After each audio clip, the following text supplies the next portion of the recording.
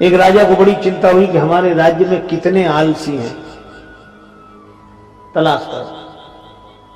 मंत्री बोला सरल उपाय है, आप आलसी घर बनवाओ। आलसी घर बनाया गया। राज्य में मुनादी हुई कि जो आलसी हों उनके लिए सुनहरा अवसर, आलसी घर में पधारें, आराम से रहें, सारी व्यवस्था राज्य की ओर से होगी। आलसियों के लिए एक आवश्यक शर्त है, कर कुछ नहीं सकते। दूसरे ही दिन आलसी घर भर गया, दूसरा बनाया वो भी भर गया। राजा को बड़ी चिंता हुई कि हमारे राज्य में इतने आलसी। मंत्री बोला कि सरकार इतने आलसी हो ही नहीं सकते, तो असली आलसी कैसे मिले? कहा घास फूस के झोपड़े हैं, आलसी घर लगा दो आग।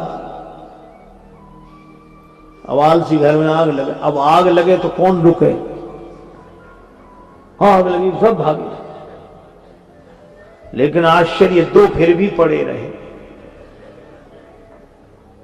एक आलसी दूसरे से कह रहा था कि अब तो झोपड़े में ही आग लग गई, उठकर चिलम जला ले।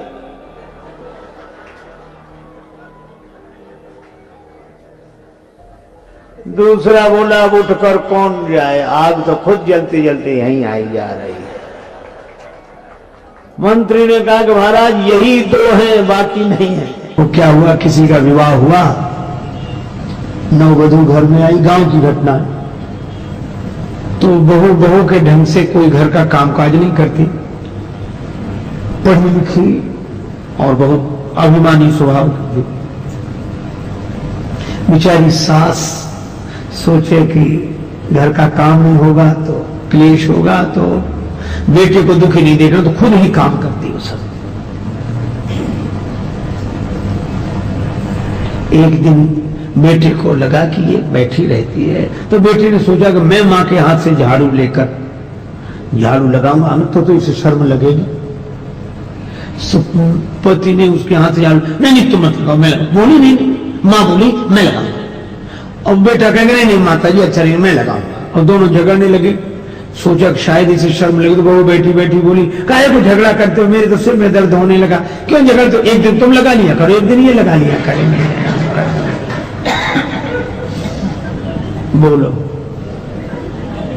और एक दूसरा दृश्य देखो, किसी आदमी का विवाह हुआ, पत्नी के साथ घर में आया बेटा, तो बहुत दुखी। पत्नी ने कहा क्या हुआ? बोले देखो तो तुमने मेरे पीछे अपने माता पिता का त्याग कर दिया। पत्नी बोली वो तो सब करते हैं, उसमें क्या है?